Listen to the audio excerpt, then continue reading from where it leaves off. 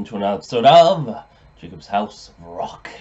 And today, we're going to be taking a look at the cheapest mandolin on eBay. Let's get started. So, we're going to be doing like an unboxing and just a little look at this thing. So, this is the mandolin right here. It came wrapped in gray packaging plastic originally. I took it off, and then just after cutting the tape here, I realized I should do an unboxing of this thing for you guys. So that's what we're doing. So let's get this open and finally see what's in here. So, getting the lid off. And obviously this one's from China, because where else would the cheapest mandolin from eBay be? Let's have a look at what we got in here. So here's a mandolin wrapped up in foamy plastic, and we get some strings, which is a nice little bonus here. IRIN silver-plated copper alloy wound plate steel M100 mandolin strings. So that's a nice little touch there when you need to replace the strings. A little cleaning cloth here. Obviously this is an IRIN brand mandolin. You can I'll have the link to where I got this in the description below for you guys if you're interested. But yeah, let's take a look at this thing. So I got this because it had like some pretty good reviews. They did say that it might need a little fretwork, but we'll see. So let's take a look. Take it out of the bag. And looking nice.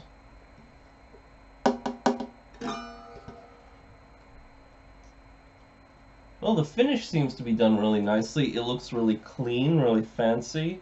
No complaints here. And it's even got the strings nice and protected. So we'll just open that up and get the strings freed, and we'll bring it up to tune and see what we can do with this thing.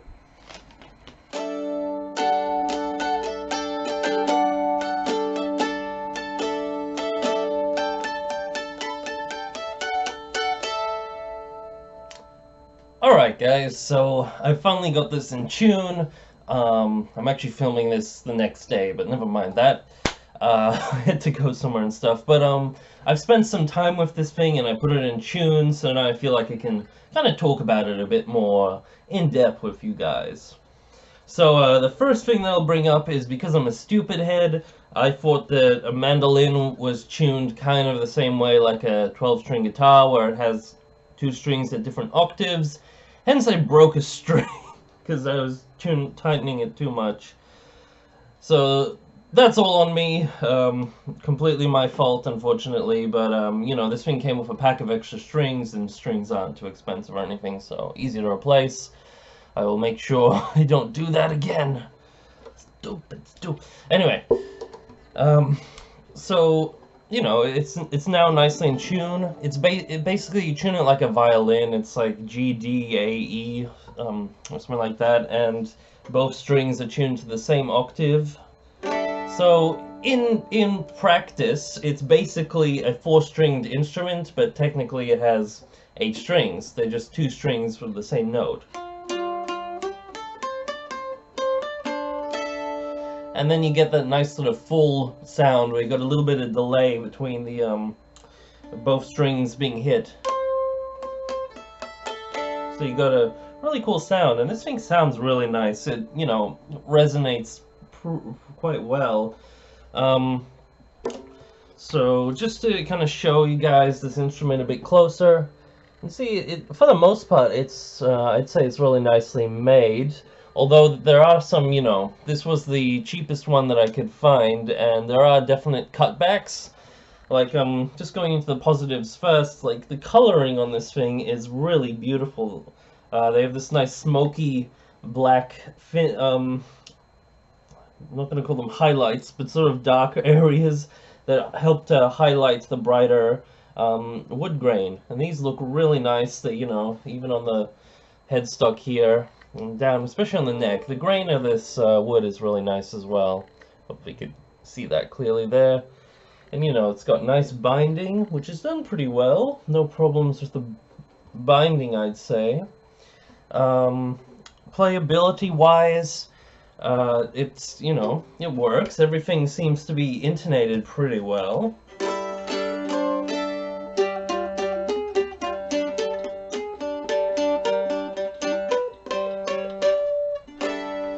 So that's all good, but one thing I will say is I probably want to lower the bridge a tiny bit and then readjust the intonation and all that, because I find that, especially on some of the higher areas here,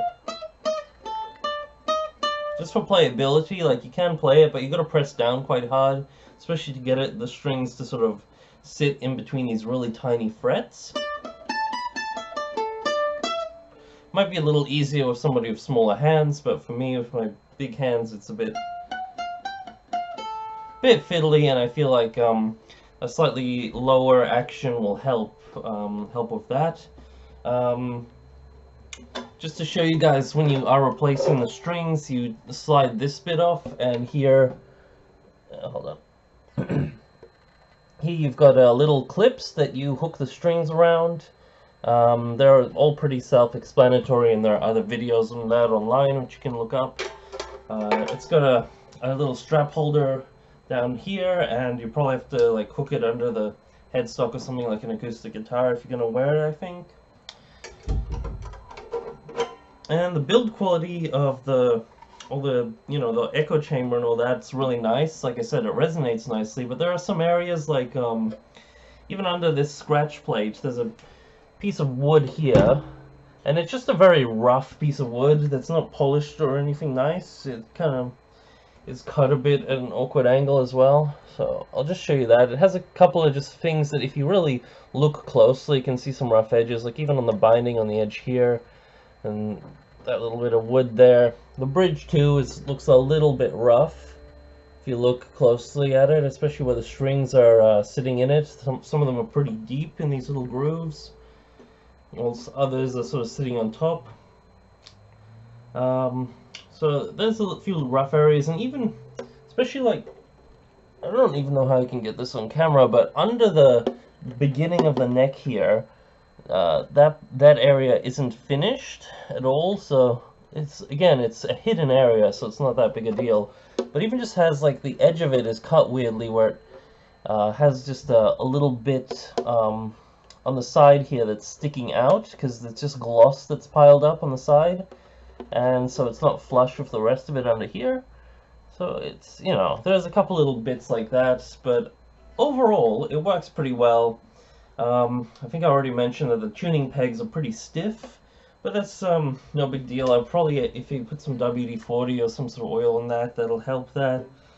But yeah, overall, it's a really nice instrument, and it's just really fun to play too.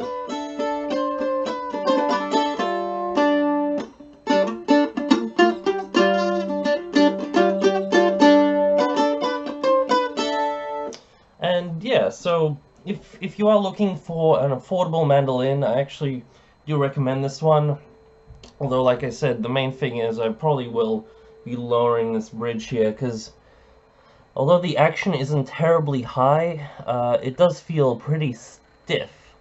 And that's my only real complaint about this one. Another thing, if you are adjusting the bridge, is I think the bridge is completely held down. It's not glued onto the body, it's just pressed down by the string tension, so if you loosen all the strings, bear in mind you might have the bridge slip and you have to fix all that up. But yeah, there's videos on how to do that online. And yeah, thanks guys so much for watching this video. I'll have the links to where I got this below if you're interested, and if you have any tips and tricks and stuff like that, then do let me know. I'll try and actually learn something on mandolin. As you could tell by my tuning era, I'm completely new to this little instrument, but I've always, liked the sound of these, so I wanted to give it a go, and I might put a track down on the upcoming album using this thing, which would be fun. And yeah, thanks again for watching. What's that thing that I say at the end of these videos? I have a couple of YouTube channels, so I get them mixed up. Yeah, keep on rocking, people. That's the one. And yeah, peace out.